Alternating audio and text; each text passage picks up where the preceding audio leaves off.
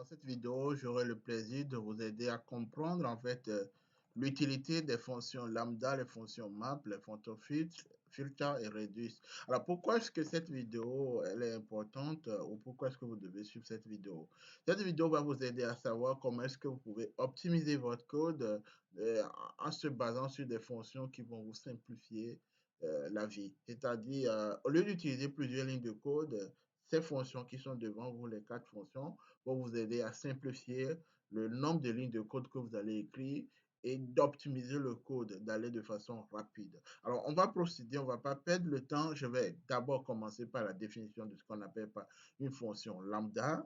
Et on va voir dans plusieurs situations comment est-ce qu'on peut les appliquer en utilisant par exemple la fonction lambda avec une fonction map, la fonction lambda avec la fonction filter et la fonction lambda avec la fonction reduce. Alors, qu'est-ce qu'on appelle par la fonction lambda? La fonction lambda ou les fonctions lambda sont des fonctions anonymes, c'est-à-dire des fonctions qui n'ont pas de nom spécifique, mais qui peuvent vous aider à faire plusieurs choses. Donc, souvent, on l'utilise dans les cas où vous faites des opérations simples ou des opérations qui ne demande pas plusieurs lignes de code que vous devez réécrire plusieurs fois. Donc, au lieu de le réécrire, vous appliquez directement la fonction lambda pour le faire. Alors, pour le faire, on va utiliser le mot-clé lambda, donc le mot-clé lambda, et ensuite, ce mot-clé va nous aider à aller directement. Donc, ce que vous devez savoir, c'est que la fonction lambda va prendre une syntaxe. Donc, la syntaxe, c'est qu'on va donner une expression au début. Donc, il va prendre plusieurs arguments. Ensuite, il va faire sortir une réponse. Donc, on va commencer par de façon simple, de manière simple. Donc, nous, on suppose, on veut écrire une fonction qui va calculer le double d'un nombre qu'on va lui donner en entrée. L'utilisateur, il est en train de faire une opération. Il sait chaque fois que quand le nombre va venir, on peut calculer le double. Il se dit, OK, voilà mon nombre va venir. Comment est-ce que je calcule le double? Au lieu d'écrire une fonction double, je peux aller comme ça. Donc, j'écris le nom double et j'appelle la fonction anonyme lambda. La fonction anonyme lambda va prendre la valeur en entrée que je vais entrer et il va multiplier par 2. Donc, dans ce cas ici, le résultat, quand je l'applique à la fonction double, j'applique par exemple 4, le résultat sera 8. Donc, quand on exécute le code, vous allez voir le résultat en bas. Donc, le résultat sera maintenant le produit de la valeur que vous avez fois 2. Donc, ça serait la valeur en entrée 4 fois 2, ça serait 8. Là, non, c'est parce que j'ai activé des valeurs. Il faut que je désactive d'abord ce que je vais vous expliquer en bas. Donc, il y a des choses qui ont été activées. OK, c'est bon. Là, c'est bon. Donc, quand je le fais comme ça, donc j'exécute mon code. Donc, j'ai 8. Hein. J'ai 8 à la sortie ici. Donc, vous allez voir. J'ai 8. Donc, ça veut dire la fonction lambda a pris 4 en entrée multiplié par 2. Si je prends 5, donc 5 fois 2, normalement, ça doit me donner 10.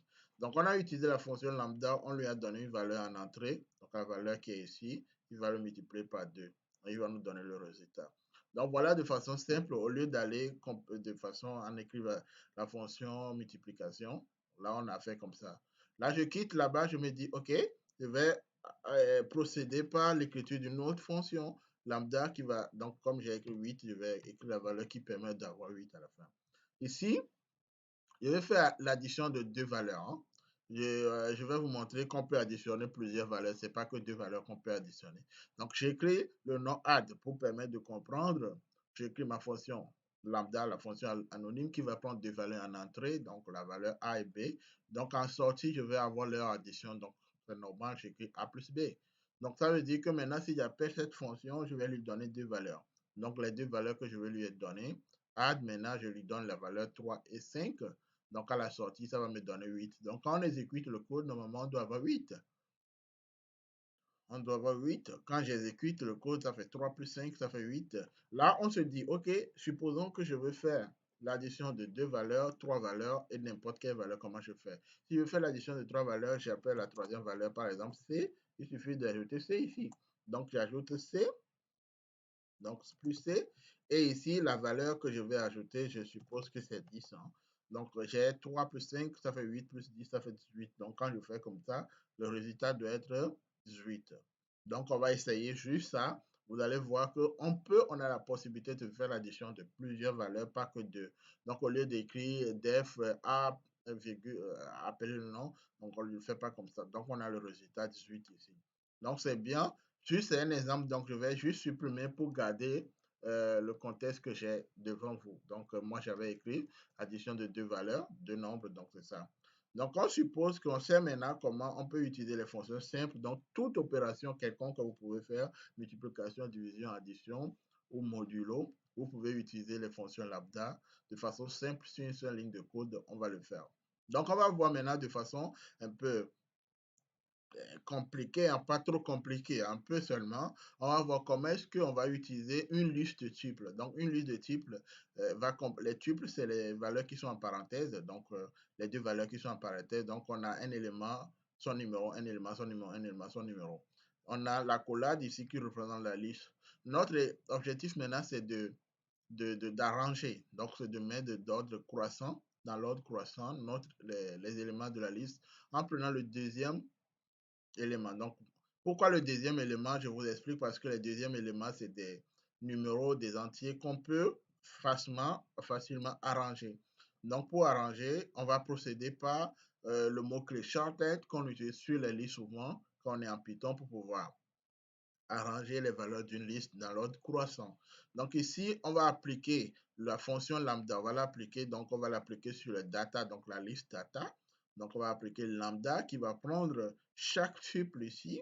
Et chaque tuple est représenté par is. Donc chaque tuple, et il va appliquer sur le deuxième élément du tuple. Pourquoi le deuxième élément? Parce que vous savez que la liste commence par l'indice 0 est le premier élément, l'indice 2 l'indice 1 est le deuxième élément. Donc, le deuxième élément représente les chiffres dans mes tuples ici. Donc, il va prendre le tuple 1, 2, 3. Donc, il va les arranger. Ça ça sera le premier tuple qui a commencé par l'élément 1, le deuxième et le troisième. Donc là, il va l'appliquer, il fait sortir. Donc, quand on exécute, normalement, il va prendre le tuple avec le numéro 1, le numéro 2, le tuple avec le numéro 3. En appliquant avec shortcut, on est dans le sens croissant. Donc là, on est allé un peu haut là. Ça veut dire que si vous avez des codes, vous avez des problèmes à résoudre, vous savez maintenant comment procéder pour aller. Donc là, avec shortcut et lambda, facilement, je suis arrivé à arranger les valeurs de mon tuple en se basant sur les numéros des valeurs. Donc, c'est ça. Donc, le premier élément, c'est l'élément qui a le numéro 1, le deuxième qui a le numéro 2, le troisième qui a le numéro 3.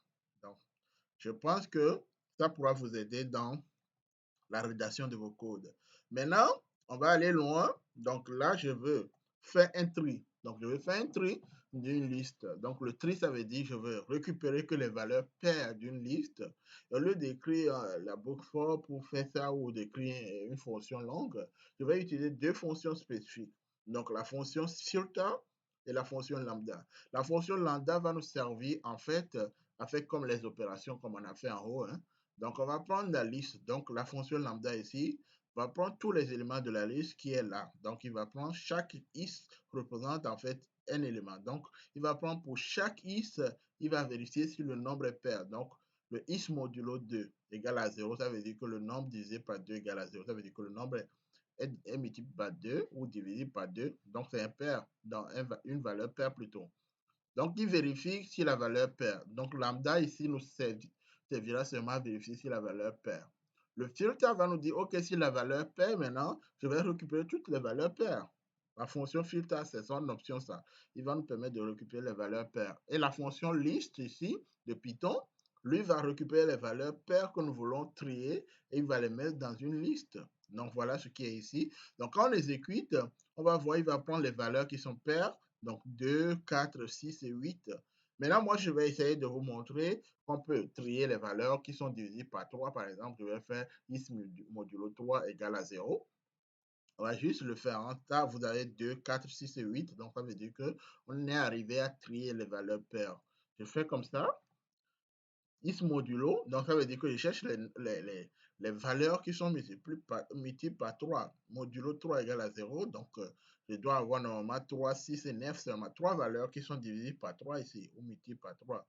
Donc j'ai 3, 6, 9, donc c'est ça. Donc je suis facilement là, et à fonction de la fonction lambda et filter, je suis arrivé à trouver les valeurs qui sont les valeurs qui sont les, les opérations spécifiques. Donc ici, par exemple, si je veux trier les valeurs impaires, il suffit de dire une valeur modulo 2, si c'est égal à 1, je dis c'est impair. Donc je fais comme ça.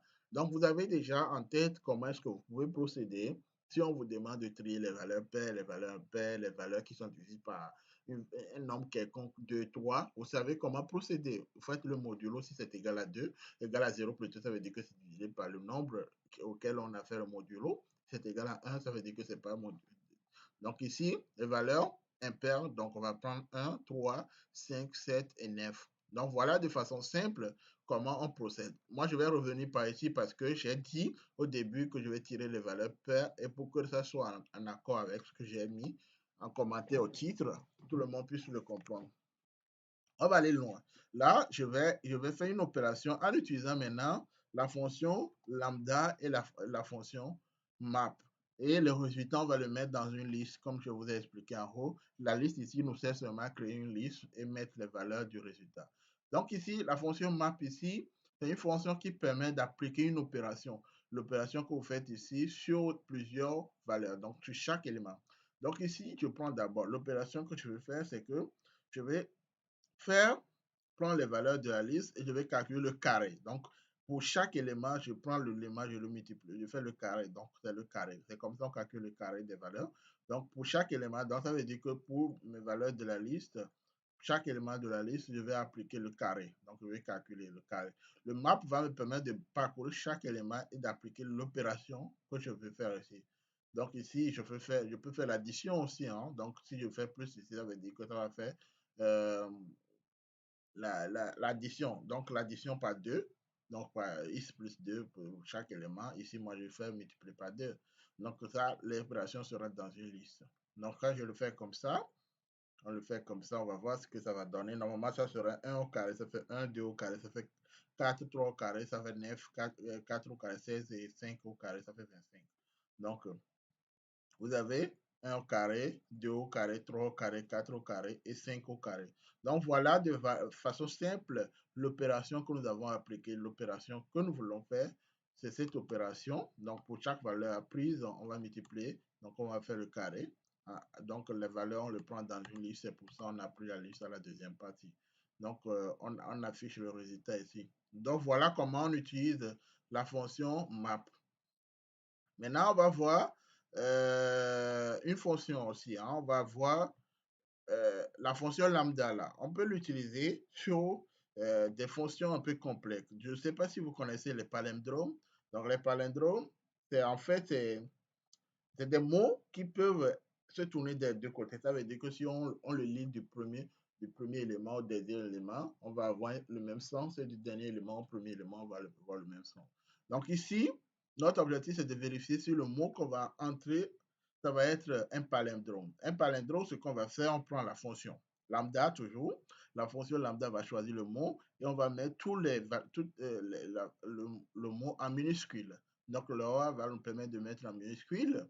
Et on va vérifier maintenant, on va prendre à partir du dernier élément. Donc ici, ça veut dire que le moins 1 en fin, ça nous permet de lire dans le sens contraire. On va lire dans le sens contraire du dernier au premier élément. Et si c'est le même mot, on va faire. Donc ici, on le met aussi en minuscule. Si du premier mot au dernier mot est égal à dernier mot au premier mot, alors c'est un palindrome. Donc on prend exemple le mot radar. Donc le radar, on l'écrit radar comme ça, on peut écrire radar, on peut lire radar comme ça. Donc si c'est le cas, si je l'appelle le mot radar, normalement ça doit donner true. Ça veut dire que c'est vrai. Si ce n'est pas le cas, ça veut dire false. Donc ici, j'exécute mon code. Si ça donne true, ça veut dire que radar, c'est ça. Dans le cas contraire, je peux mettre un autre mot, hein, un autre mot quelconque, je ne sais pas.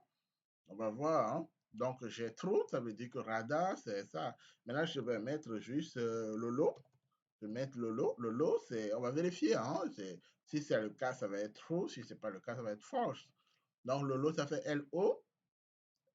O-L-O-L, ça ne fait pas L-O-L-O, donc c'est pas un palindrome, ça veut dire force. Donc pour avoir un palindrome, il faut que le mot soit lu de la même manière dans les deux sens. Donc voilà de façon simple comment on peut utiliser la fonction lambda sur les choses compliquées. Alors, le dernier qu'on va voir, c'est la fonction reduce. La fonction reduce, c'est quoi? C'est quelle fonction? Qu'est-ce que ça fait concrètement? Pourquoi c'est important de le savoir l'utiliser? Je vous montre de façon simple aussi comment vous pouvez l'utiliser pour vous faciliter la tâche quand vous écrivez les codes.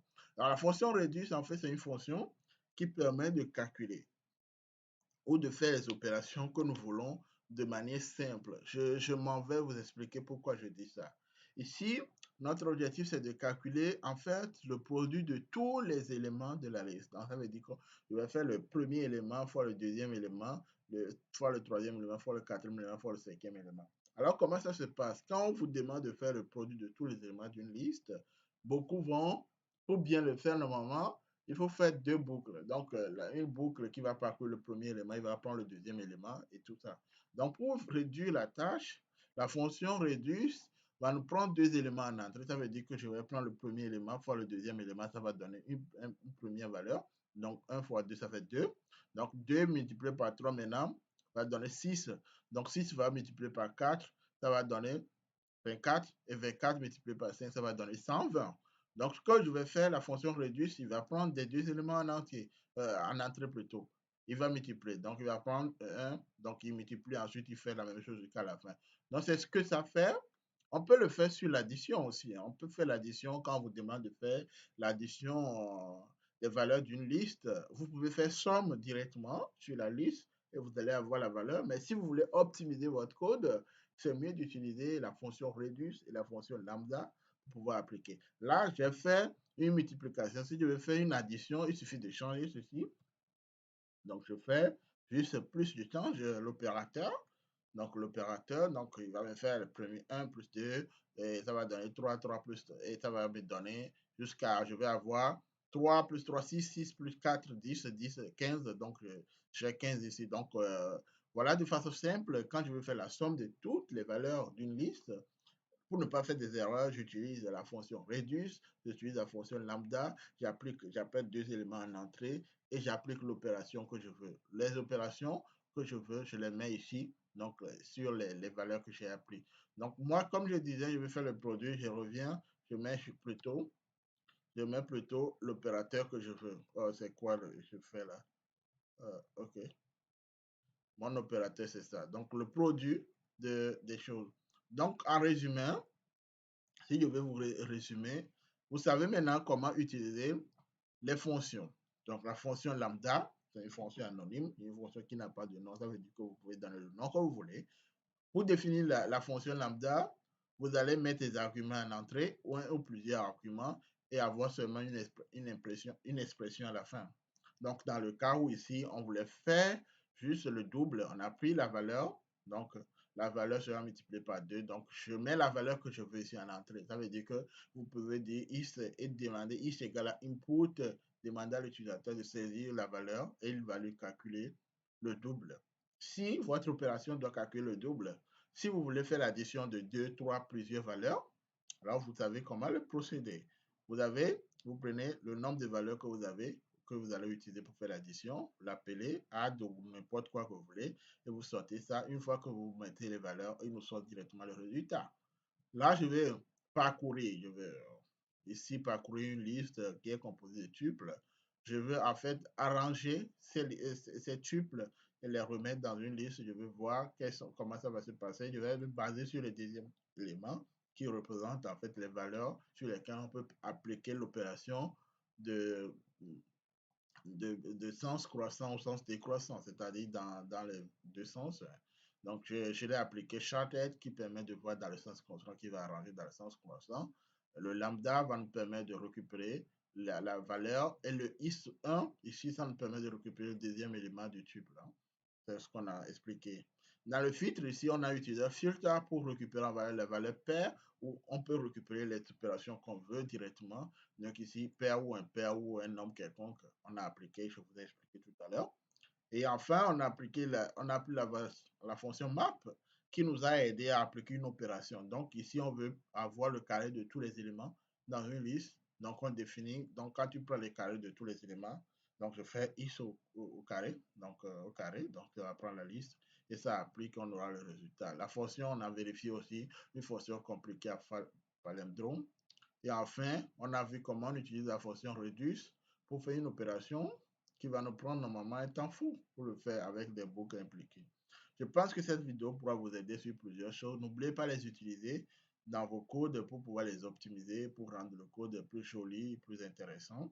Et n'oubliez pas aussi de mettre en commentaire si vous avez aimé la vidéo ou pas, si vous avez des questions sur des trucs dans l'imagerie, dans l'IA, dans Python et dans d'autres langages, je serai très content de vous aider. N'oubliez pas de liker la vidéo, surtout de vous abonner pour les nouvelles vidéos qui vont venir prochainement.